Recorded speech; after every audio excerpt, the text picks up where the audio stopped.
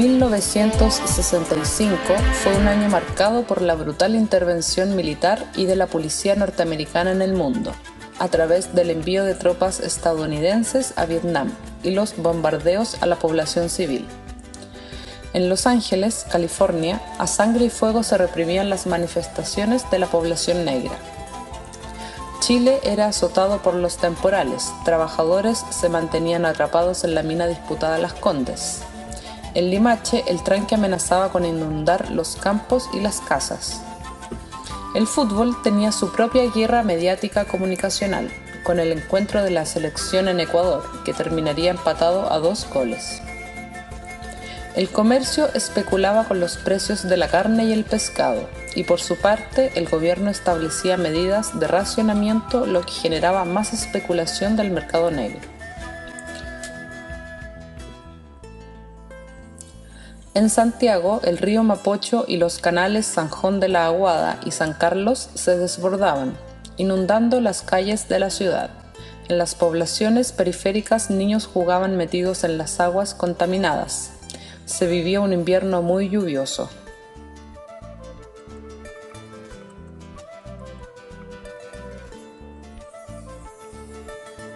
En contexto, se desarrolló la Constituyente Revolucionaria los días 14 y 15 de agosto de 1965.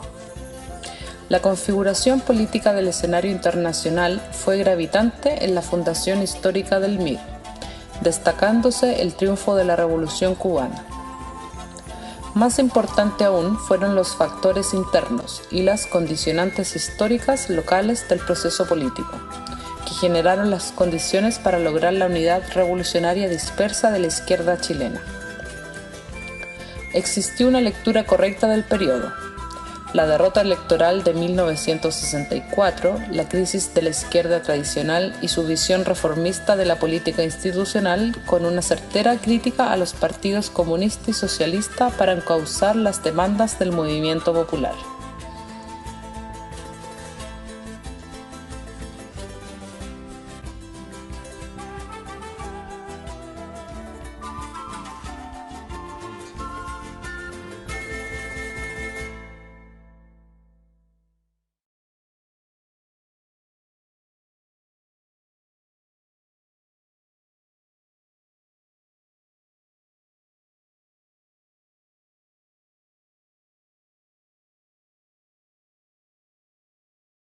Los famosos encapuchados. Ellos son los protagonistas de la violencia que vimos ayer y que vemos en cada final de marcha. Encapuchados se tomaran las calles de manera extremadamente Los violentos termales populares. Esto es robo. Los violentistas en este país nunca van a tener la última palabra. No me hablen de violencia, como si no la conociera, como si su existencia fuera una experiencia nueva, como si fuera una mera situación puntual de ahora y no supiera cómo es que operas en toda la historia. Vivimos en un modelo más violento que cualquier protesta directa, revuelto, manifestación del pueblo. Podemos verlo, vivirlo y sentirlo. Violento es el puto sueldo mínimo, mezquino e indigno. Autoridades condenan un tipo de violencia, la que atenta contra el sistema de la gran empresa, contra su propiedad, su ley y su policía, y silencian la violencia inmensa de todos los días. Los constantes allanamientos con armas de guerra al pueblo mapuche que sigue resistiendo por su tierra. Los perdigones, maricones y amenazas que los niños sufren cuando hay invasión en su propia casa. Violentas en la venta de tus derechos y de hecho es un robo el cobro en educación, salud y techo. Violentos el apropiamiento empresarial de todos los bosques, los mares y el hábitat que van a devastar. Pero eso no sale en la prensa, que prensa mensaje con eficiencia para vencer la resistencia. Y es que su estado es la violencia organizada de la clase alta contra la que labora por casi nada. ¿Y dónde empieza la violencia? Empieza desde que nacemos en estos guetos de impotencia, en la carencia de toda oportunidad. La violencia de verdad en la ciudad de la opulencia. ¿Y dónde empieza la violencia? El despertar de la conciencia solo trae una consecuencia. Yo tapo mi cara, tú tapas la realidad. La violencia de verdad, el capital y su esencia. No hay algo más hipócrita que hablar de la violencia. Si esta no toca tu puerta ni en las noches te despierta. Ven a dormir acá en el gueto y dime si hay facetas de esta realidad concreta que yo no comprendo. Violencia es la indiferencia con la gente o la manera chata en que el rico trata al indigente. Son las barreras que inventan para discriminarte, son murallas levantadas para frenar al inmigrante. Dime quién es responsable de estas atrocidades, crímenes contra la humanidad, prisiones militares. Ayer Irak y Afganistán, hoy Libia. Niños de Palestina se asesinan casi cada día. Cuando el imperio identifica a su enemigo, los dueños de los medios justifican hasta genocidio. Y los que bombardean escuelas y fábricas después de derechos humanos quieren dar cátedra. No les compramos cuando dan ese argumento que demoniza a los que están luchando por ser tan violentos. Si en una pura sesión en el parlamento aniquilan más vidas que todos nuestros caseros armamentos. Pero si poderosamente reclamamos algo, nos llaman delincuentes y nos mandan al carajo. Violento yo, violento tu fucking fajo, que son sufrimiento y muerte para la gente del trabajo. ¿Y dónde empieza la violencia? Empieza desde que nacemos en estos guetos de impotencia, en la carencia de toda oportunidad. La violencia de verdad en la ciudad de la opulencia. ¿Y dónde empieza la violencia? El despertar de la conciencia solo trae una consecuencia. Yo tapo mi cara, tú tapas la realidad. La violencia de verdad, el capital y su esencia. ¿Cuándo se va a acabar la violencia? Solo cuando se acabe la desigualdad social, cuando termine la pobreza, la mala educación, la salud como las weas. Cuando valga la pena buscar pega en vez de traficar o salvarse robando en la esquina. Cuando vivamos en barrios pensados para seres humanos. Cuando el transporte público no nos trate como ganado. Cuando ya no haya que andar cuidándose en la calle. Cuando nuestros niños coman bien y crezcan sanos. Ahí va a terminar la violencia, te lo juro, mi hermano, mi hermana. Y hasta entonces solo habrá guerra, guerra, guerra. Yo les pregunto, ¿de dónde viene la violencia? ¿Quiénes son los violentos? ¿Somos nosotros o son ellos los poderosos, los ricos? ¿Quiénes son los violentos?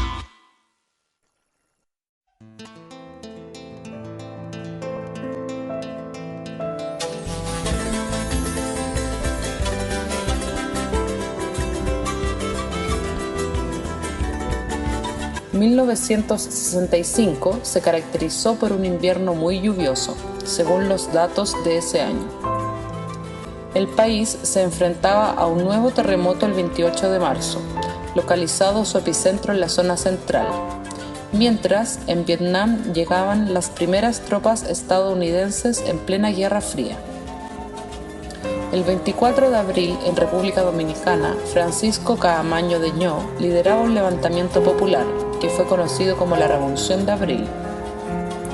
El 27 de ese mes, marines de Norteamérica invaden la soberanía de República Dominicana, produciéndose la invasión y sofocamiento de la democracia de ese país, con la complicidad de los países de la región, incluido Chile con su gobierno de Revolución en Libertad. La izquierda revolucionaria chilena logra, después de varios fallidos intentos, construir la tan anhelada herramienta anticapitalista, confluyendo la más amplia representación de la izquierda revolucionaria. Fue a principios de 1965 que se organizó el Comité de Base Pro Congreso Constituyente, que fue liderado por Clotario Blest, que tenía por objetivo central hacer confluir a todos los sectores de la dispersa izquierda revolucionaria, tarea que enfrentó diversos desafíos.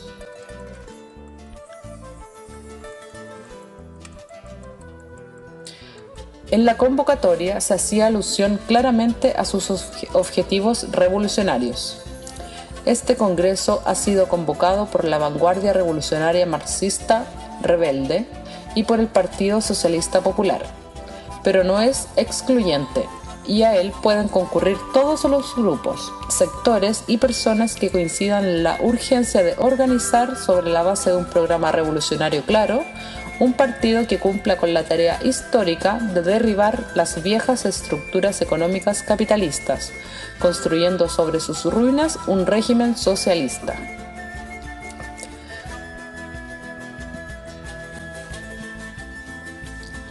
Según los relatos de los propios participantes, recogidos por la prensa revolucionaria de la época, concurrieron 93 delegados, más quienes llegaron a título personal.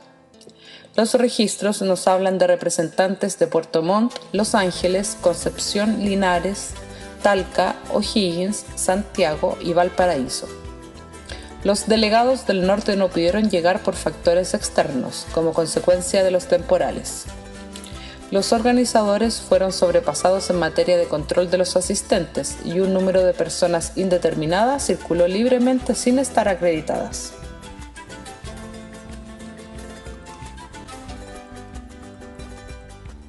¿Quiénes eran estos revolucionarios que llegaron a la sede de la Federación del Cuero y el Calzado, que fue facilitada por el dirigente anarcosindicalista Ernesto Miranda? En esta asamblea constituyente participaron diferentes organizaciones de la izquierda revolucionaria, que después de diferentes intentos fallidos lograban la tan buscada unidad. Entre los delegados asistentes se encontraban Enrique Sepúlveda de La Vanguardia a principios de 1960, Martín Salas, Eduardo Fuentes Torof, René Parra Género y Sergio Guajardo Mondiola del MRA, Grupo Trotskista Descolgado. Los militantes del Partido Revolucionario Trotskista, que se había fusionado en La Vanguardia en 1962, Reinaldo Muñoz Zapata y Jorge Cereceda Chipo. El colectivo pro-chino Movimiento Comunista Revolucionario, que se sumó a la vanguardia marxista, Gabriel Smirnov Figueroa Ficha. Desde Concepción, Marco Antonio Enríquez y un grupo de jóvenes revolucionarios que provenían del Partido Socialista y Comunista, colectividades a las cuales habían abandonado.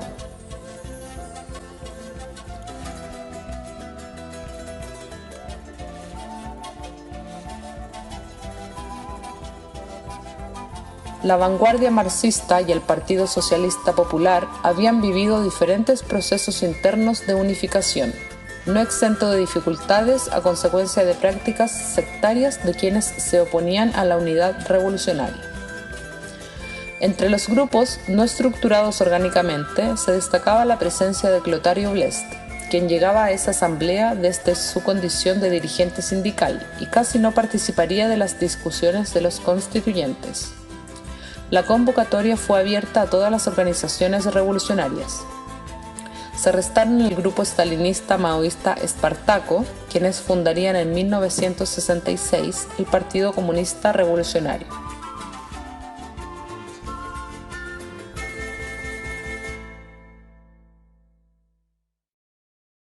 A la constituyente revolucionaria asistieron las compañeras de Concepción, la profesora Lili Lavé Rivas y la modista Buenaventura del Carmen Ulloa Carrillo Tula, que provenían de la vanguardia revolucionaria marxista. Desde Santiago participaron las recordadas hermanas María y Herminia Concha, que provenían del trotskismo. Hay que mencionar a Guacolda Salas de las Juventudes Comunistas. Lumi Videla no alcanzó a participar de la constituyente, incorporándose a meses después al MIR desde el Instituto Pedagógico.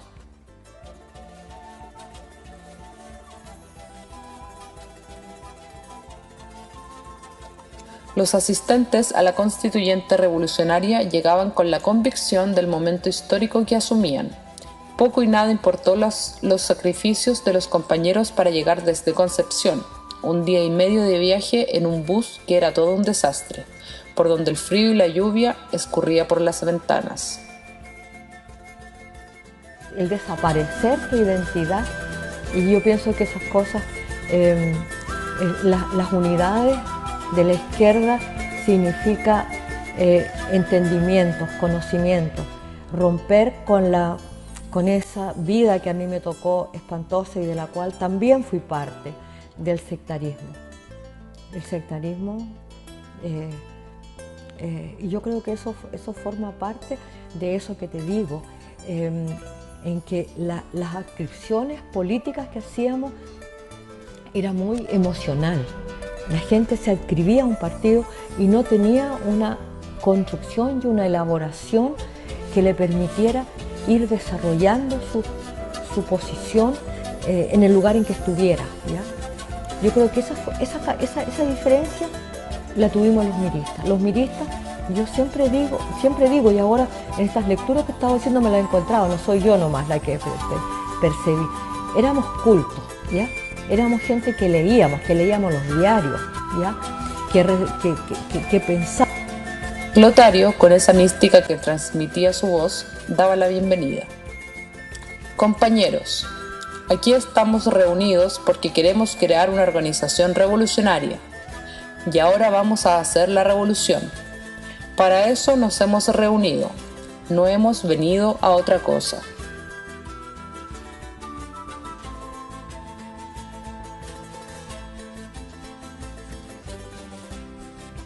En un rústico mesón alargado se ubicaron los compañeros: Enrique Sepúlveda, Miguel Enríquez, Luis Vitale, Humberto Valenzuela, Gabriel Smirnow, René Parra.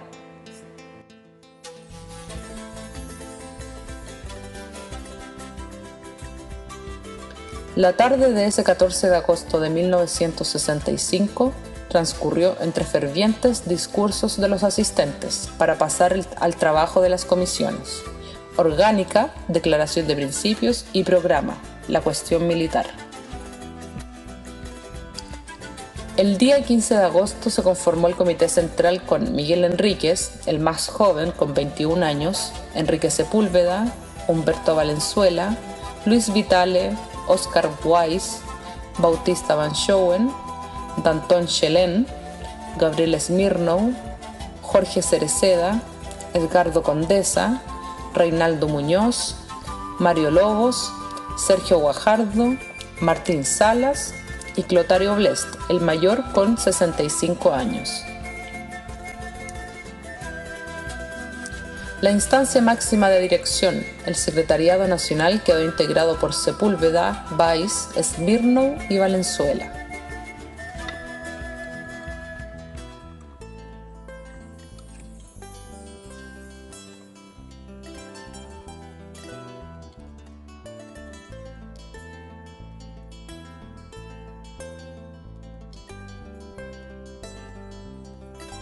El MIR surgía bajo una clara definición ideológica, a pesar de las diferentes posiciones existentes entre sus organizaciones que participaron en la constituyente revolucionaria.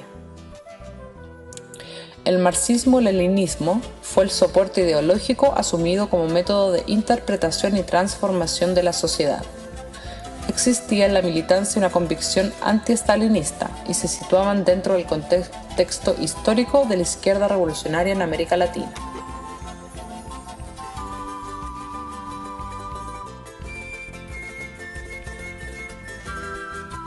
La declaración de principios redactada por Luis Vitale estaba centrada en las posiciones del trotskismo de la cual formaba parte.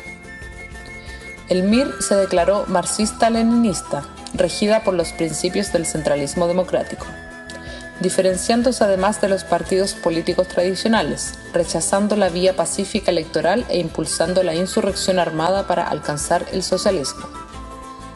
Esto respaldado con la conquista del poder por la vía insurreccional, documento presentado por Miguel Enríquez, Viriato, y en conjunto a Marco Antonio Enríquez, Bravo, y Marcelo Ferrada, Atacama. Bautista Van Schoen aportó también a esta tesis insurreccional. Muchos años de lucha han pasado y lo anteriormente relatado se refleja hasta estos días en los distintos frentes en que se combate el capitalismo y su avasalladora arremetida. La bandera rojinegra forma parte de la matriz del mirismo, que ha trascendido a las posteriores generaciones. Hoy en este proceso de rearticulación, el MIR está presente con su historia y desde el quehacer nos sumamos a la lucha contra el modelo de dominación y rechazamos la farsa electoral de la política chilena, el engaño de los sectores denominados progresistas y la tradición oportunista del reformismo. Adelante, adelante con todas las fuerzas de la historia.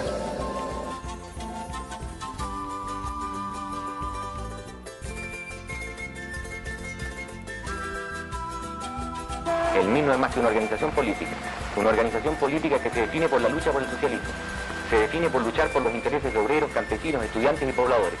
Los métodos son métodos revolucionarios, no son métodos que nosotros hemos impuesto a las clases obreras, campesinas y a los trabajadores.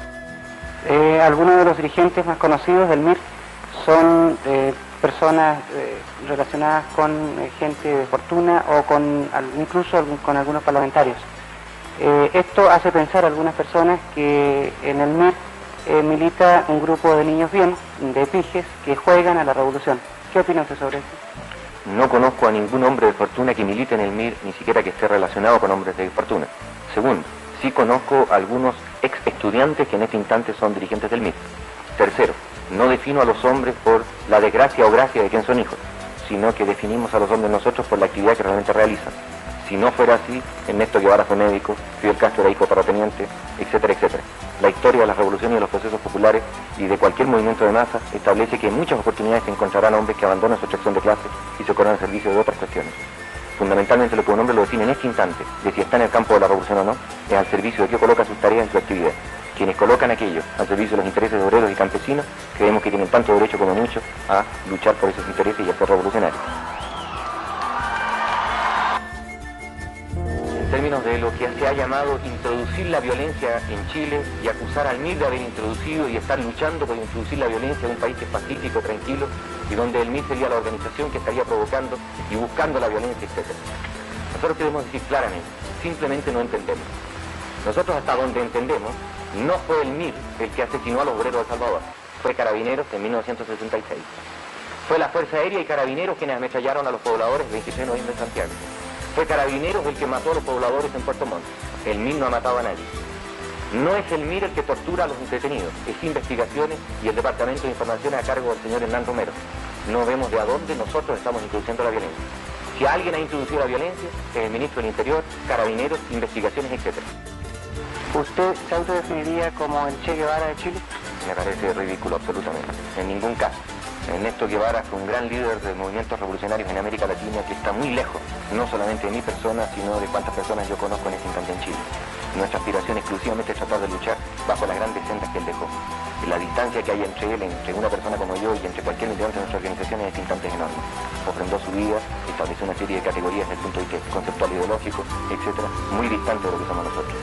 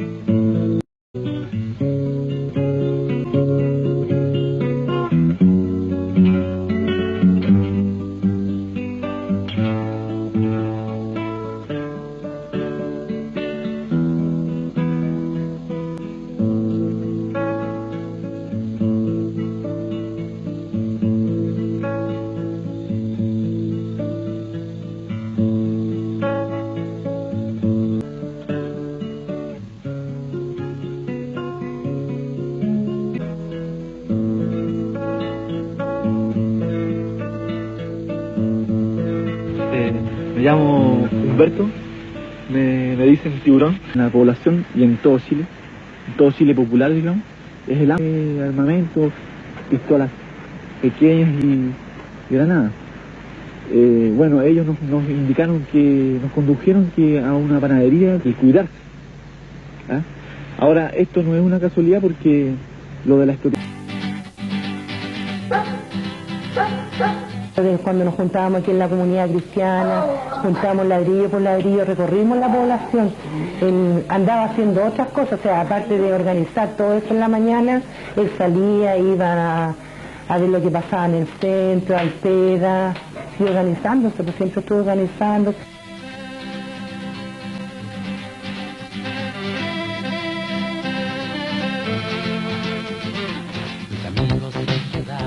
Lo que significa la lucha constante en lo social y en lo político en la vida.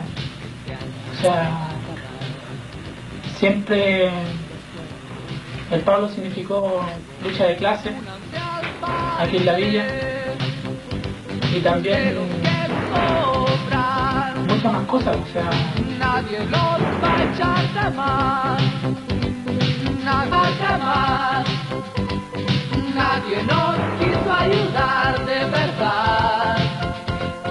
Hey, conozco unos cuentos sobre el futuro.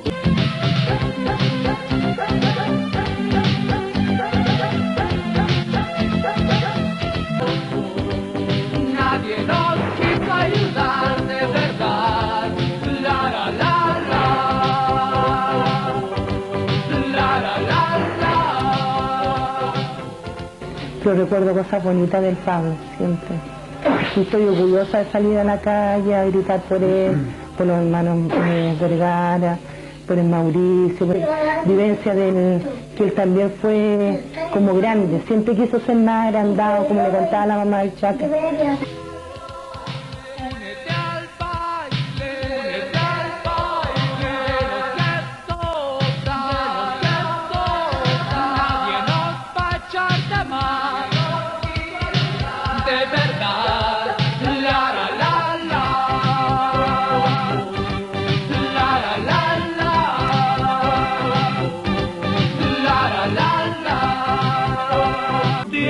Para dar un ciclo. Estamos solos otra vez, o siempre como en el principio. Dame tu mano, vuela conmigo, seremos soledades y cuentos compartidos. Dame tu mano, vuela conmigo, seremos soledades. Adelanta su mirada hacia el futuro, se presiente entrelazado en otras manos, va gestando la batalla que es de todos, combatiente del amor. Vamos ahora construyendo a paso firme la vanguardia, la unidad. Vamos ahora intransigentes, es el tiempo de vivir y de crear. Vamos. Importante para nosotros es construir nuestra familia, hacerla nuevamente, porque esa es nuestra fuente de amor, digamos, ¿ah? Y lo que la represión está buscando es destruirnos a nosotros. Eso por un lado. Por otro lado es ser como testigos vivos, digamos, de la injusticia de esta dictadura, de lo que ha hecho con nuestros hijos, con nuestros hermanos, con Rafael y con Eduardo, y de que esto no es primera vez, digamos, que pasa, que ha pasado desde hace 11 años. Entonces, nosotros tenemos la intención de volver a nuestra casa y de construir nuestra familia, ¿ah? Y de hacer vivo, mantener vivo a nuestros hermanos en la población, en nuestro trabajo como dirigentes poblacionales. Esa es un poco nuestra intención. Además, denunciar públicamente a nivel nacional e internacional lo que significa el asesinato de Rafael y Eduardo, como un compromiso como familia. y dejar en claro que ellos estaban ciertos de lo que estaban trabajando, de su amor por el pueblo y de que su muerte en ningún caso es inútil, sino que es un llamado a todos los chilenos y a todos los latinoamericanos, un llamado a seguir luchando por esa sociedad de iguales, por esa sociedad sin explotación, por la cual mis hermanos dieron su vida.